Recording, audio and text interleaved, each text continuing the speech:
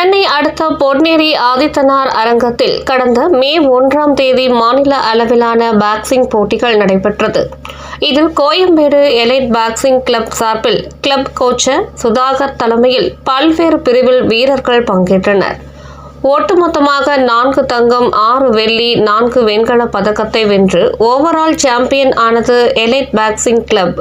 அதைத் தொடர்ந்து பதக்கம் வென்ற வீரர்களுக்கு அதிமுக சார்பில் 127வது தெற்கு வட்ட கழக செயலாளர் எஸ். மணிகண்டன் அவரது அலுவலகத்தில் சால்வை அணிவித்து வாழ்த்து தெரிவித்தார்.